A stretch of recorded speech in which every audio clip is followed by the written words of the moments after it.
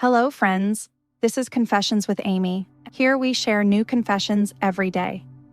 They say betrayal cuts deepest when it comes from someone you trusted with your life. But no one warns you about the agony when that betrayal comes from the one person you called your sister by choice. My name is Marlo, and this is the story of how my best friend, the woman I once believed would stand by me through anything, sold me out for her own gain, and how I made sure she'd regret it for the rest of her life.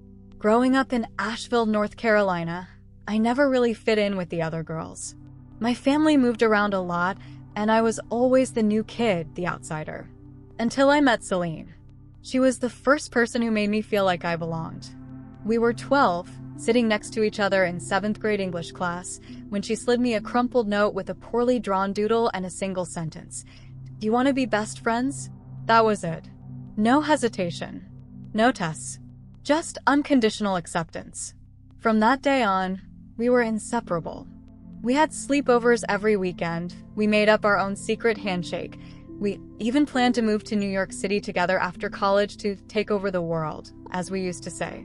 Celine was the kind of friend who showed up with ice cream when my first boyfriend broke my heart. She covered for me when I snuck out to parties. She held my hand when my father died suddenly in my junior year. I told her everything.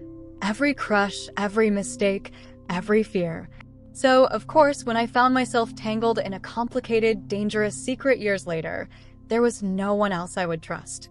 Looking back now, I realize I should have seen the cracks. The small moments of jealousy. The subtle digs. The times she needed me and I came running, but when I needed her, she always had an excuse. But I ignored them. Because when you've called someone your sister for almost 2 decades, you don't question their loyalty. You don't imagine that the person who knows your darkest secret could one day use it to destroy you. And that's exactly what Celine did. I never meant for it to happen. I didn't set out to fall for someone unavailable.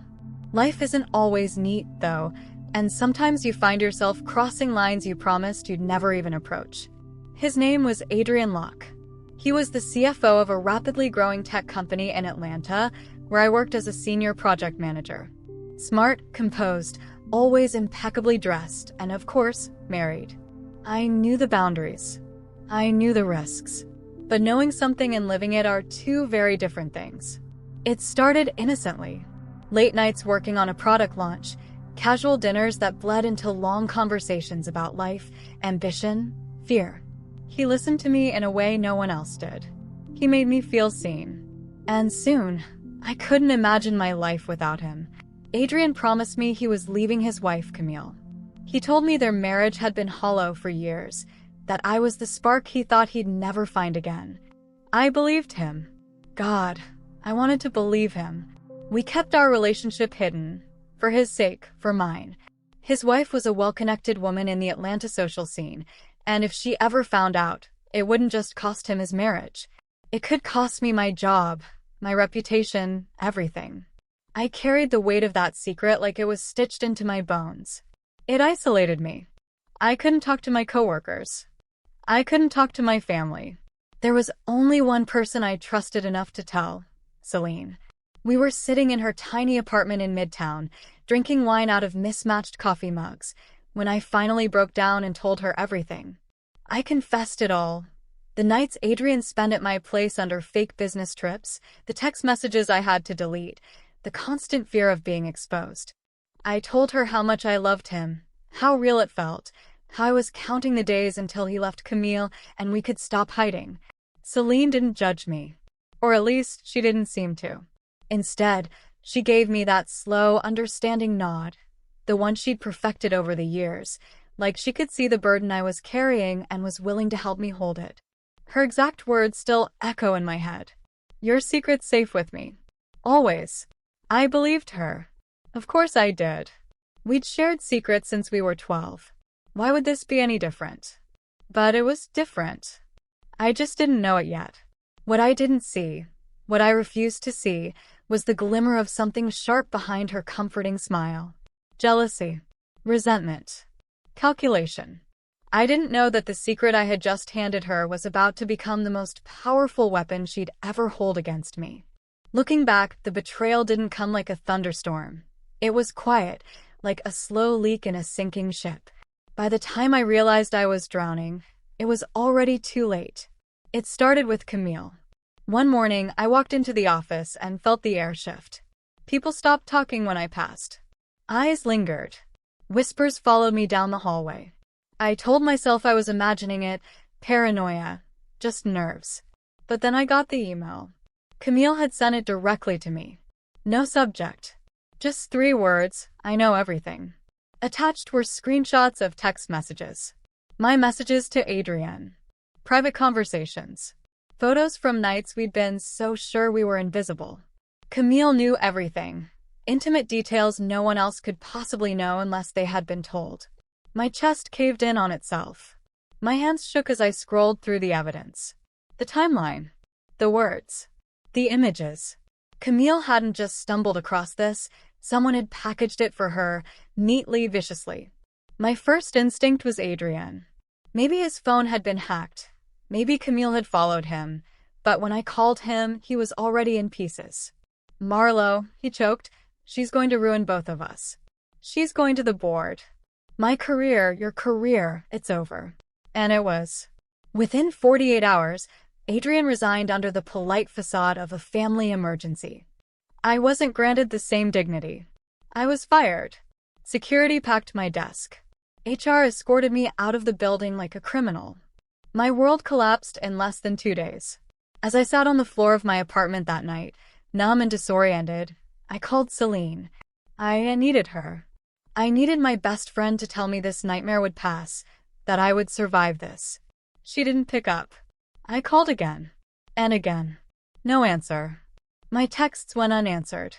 Complete radio silence. That's when the buzzing started in the back of my mind, a horrible, creeping suspicion I didn't want to face. It couldn't be her. It couldn't be her. She wouldn't. But the pieces didn't care about what I wanted to believe. They started falling into place whether I liked it or not.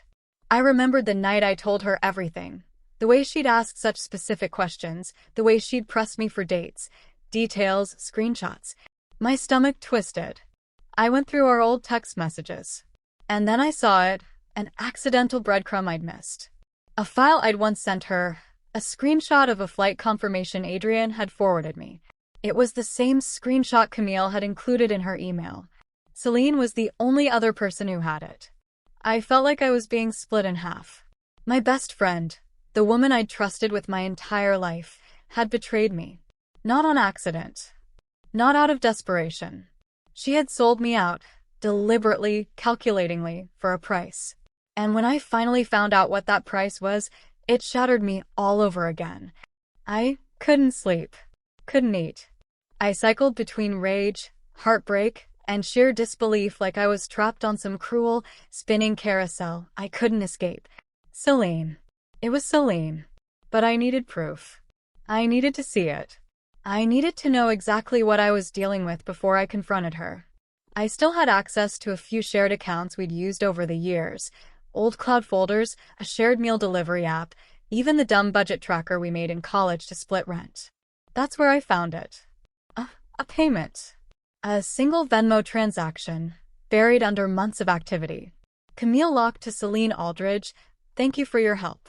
$5,000. I dug deeper. I found emails, messages, appointment reminders. Camille had hired Celine to deliver proof. Celine had met with her more than once.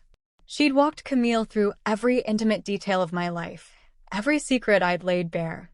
Camille hadn't discovered my affair. Celine had gift-wrapped it for her. And the worst part? That wasn't the only payment. There were more. Larger. Spread out over weeks. The last one, labeled for everything. $15,000. $15,000. That's what my 20 years of friendship were worth to her. $15,000. It wasn't just the money. I found out Celine had been looking for an entry into Camille's marketing firm for months. Camille's influence in Atlanta's corporate scene was legendary. One recommendation from her could open every door Celine had been pounding on for years. And Celine? She took it. She took the shortcut. She sold me for cash and career access. I wanted to call her. I wanted to scream. I wanted to tear her world apart right then. But rage is a blunt instrument. I wanted precision. So I didn't confront her. Not yet. Instead, I started planning. If Celine thought she had ruined me, if she thought she had won, she was about to learn the hard way that no one buries me and walks away clean. I would take my time. I would collect my own evidence. I would burn her carefully, methodically, and publicly. And when I was finished, the ashes of her career, her reputation, her carefully curated life would be the only thing left for her to hold. She stabbed me in the back. I was going to cut out her heart. I didn't want fast revenge. I wanted perfect revenge. Celine had played her hand like I was some naive fool, like I would collapse quietly and disappear. She underestimated the very person who had kept her secrets, who had seen her darkest sides, who knew exactly how to break her where it would hurt most. Celine had just started working at Camille's firm, a boutique PR agency that thrived on image, integrity, and high-profile clients. In that world, reputation wasn't just currency, it was life support. And I was going to cut hers off. I spent the next few weeks building my arsenal. Quietly, patiently. I tapped old contacts, called in favors, scraped through every corner of Celine's past that I had politely ignored for years. I found things. She'd lied on her job application. Inflated roles she never held. Claimed campaigns she'd only observed. Fabricated client testimonials. I gathered screenshots, internal emails, LinkedIn inconsistencies, all the little threads she thought no one would ever pull. And then I pulled them. I sent anonymous packages to Camille's executive team, to Celine's new clients, to key players in Atlanta's tight-knit PR network. I timed it perfectly, right before Camille's firm was set to pitch for a multimillion-dollar client. But I didn't stop there. I leaked Celine's text conversations with me, the ones where she'd called Camille desperate and manipulative, the ones where she mocked Camille's socialite friends, trashed the agency's work, and called her new coworkers overpaid babysitters. The fallout was immediate. Within days, Celine was called into a closed-door meeting. Within hours, she was walked out. No job, no references, no safety net. Her name rippled through the industry like a poison warning. The girl who lied. The girl who betrayed her best friend for $1. The girl who couldn't be trusted. I made sure her inbox was full of rejections. I made sure her name was whispered in the right rooms with just the right tone of caution. Celine tried to reach out to me after that. First, a text, "I'm sorry. Please can we talk?" Then another, "I didn't mean to hurt you like this." And finally, "Please Marlo." I lost everything. I stared at the last message for a long time. She had taken my life, my job, my love, my dignity, and now that hers was shattered, she wanted mercy? Mercy isn't free. It's earned. And Celine had spent all of her credit the day she chose a paycheck over our friendship. So I blocked her. No warning. No explanation. Just silence. Because that's what she left me with. Silence. And I wanted her to sit in it. Alone. People think revenge feels like fireworks. Like there's this glorious moment where you stand in the rubble of your enemy's life, triumphant, invincible. But that's not how it feels. Not really. When the dust settled, when Celine's career lay in ruins, when the apologies stopped coming, I didn't feel powerful. I didn't feel whole. I felt empty. I thought I'd feel satisfaction watching her lose everything the way I had. And for a while I did. I won't lie. I relished every piece of fallout, every door slammed in her face, every polite "we'll be in touch" that led nowhere. But that high, it fades. What lingers is the ache, the quiet, the hollow space where she used to be. I didn't just lose a friend. I lost the person who knew me best. The girl who stayed up with me until sunrise eating terrible diner pancakes. The person who laughed at my worst jokes and saw me through every heartbreak. The one who could read my mood from a single text. And even though I know I could never trust her again, some part of me misses her like missing a phantom limb. Like something that was once mine but now is gone, severed clean. I think the cruelest part of betrayal is that you don't just grieve the person you lost. You grieve the version of yourself who believed they would never hurt you. I don't tell people this part. When my new coworkers ask what happened in Atlanta, I brush it off, say I needed a change. When old friends reach out, I keep the story vague, simple. I let them think I've moved on without complication. But the truth? I carry it with me. All of it. Adrian? I never spoke to him again. I don't know if he went back to Camille, if he rebuilt his life, if he still thinks about me.